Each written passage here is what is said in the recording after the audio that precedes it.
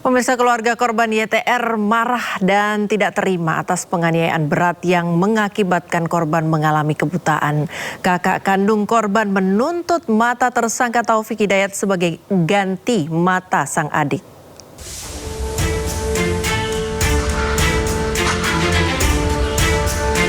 Pihak keluarga korban YTR menuntut keadilan atas penganiayaan yang dilakukan tersangka Taufik Hidayat.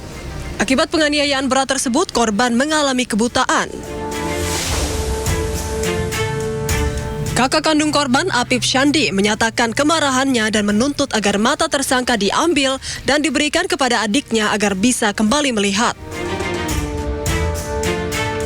Harapan keluarga waktu bisa berat-beratnya, bagaimana dia apa yang akan dapat menjadi saya dan sangat besar juga harapan saya bisa mengambil matanya untuk adik saya bisa melihat. Sementara itu, berdasarkan informasi dari keluarga korban, kondisi YTR saat ini berangsur membaik meski masih harus menjalani perawatan intensif di rumah sakit. Saat ini korban tengah menjalani terapi duduk.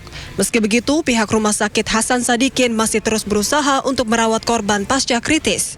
Rencananya operasi plastik akan dilakukan jika kondisi korban sudah membaik.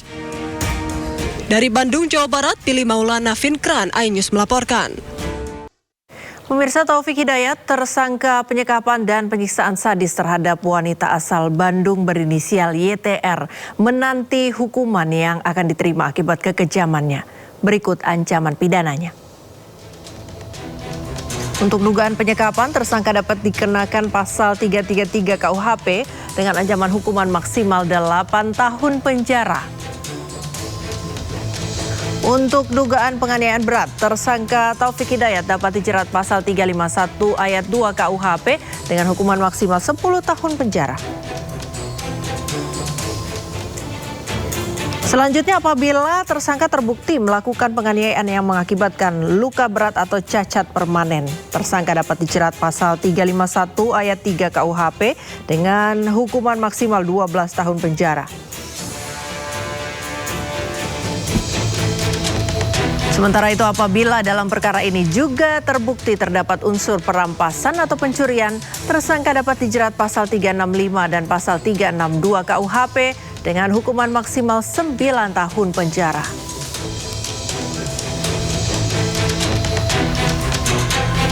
Jika seluruh unsur pidana terbukti dan seluruh pasal yang disangkakan diterapkan sesuai ketentuan hukum, total ancaman hukum tersangka bisa mencapai 29 tahun penjara atau lebih. Besaran pidana yang dijatuhkan menjadi kewenangan majelis hakim berdasarkan pembuktian di persidangan.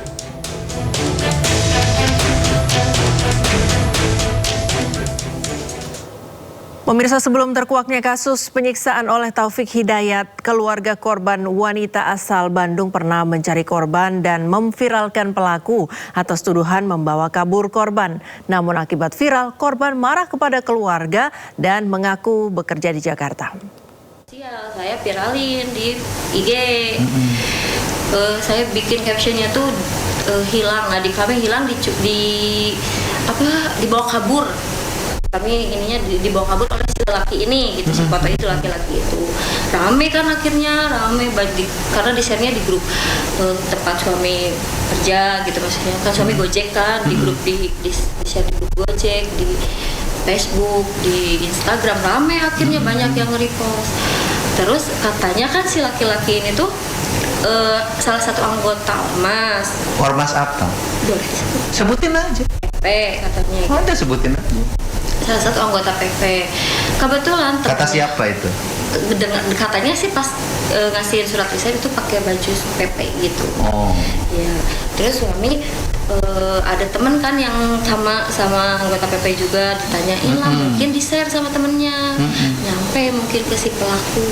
Akhirnya malamnya telepon lah, si korban ini nelpon ke suami, marah-marah. Bilang kalau dia tuh nggak hilang, dia nggak mau dicari, katanya. Saya nggak hilang, saya bekerja gitu. Loh, kalau bekerja kenapa bilang ngebohong, kata suami saya. Kenapa kamu masih bilang kerja di Nabati, ternyata enggak. Saya kerja di Jakarta, katanya gitu. Sekarang saya kerja di Jakarta, saya cuma nggak mau jadi beban pikiran orang tua aja. Saya udah nggak nyaman kerja di Nabati, dia bilang gitu. Sementara itu, Gubernur Jawa Barat sempat bertemu dengan ayah kandung pelaku dan mantan istri pelaku. Dari perbincangan ternyata pelaku sempat memukul ayahnya dengan kayu. Waktu nikah selama 2 minggu kenapa ditinggalkan? Di akun media sosial Deddy Mulyadi, Gubernur Jawa Barat menemui ayah kandung pelaku dan mantan istri pelaku penganiayaan Taufik Hidayat. Dari keterangan ayah Taufik, pelaku ternyata pernah memukul kepala ayahnya dengan kayu. Ketika Sementara informasi dari mantan istri pelaku, pernikahan ternyata hanya berlangsung 2 minggu dan sudah bercerai. Sampai kalau misalkan ya, maaf, Pernah dipukul kepala, Bapak pernah dipukul? lalu kayu, Astagfirullahaladzim. Ketika waktu itu abis itu nuju macul di Serang, lagi macul di di sawah. rumah nuju nganggur dia Dia lagi nganggur. mau makan gak ada ikannya, Inungna ya kene. terus saya, Terus aya dahar anu sok nyanguna saha? nah bapak gitu nyanyi Sok nyangu dahar beuna naon? Makan nggak ada apa-apanya terus? datang ke Sawah. Terus langsung mukul. bawa ngegebru atau digebuk? Ngegebru, untung saya ada teman macul 2 orang, Ditolong, ditolong mau dipukul lagi, dihalangin. Mau dihalangin. Dan terus habis itu dia pergi. Tapi balik lagi ke rumah. enggak kabur.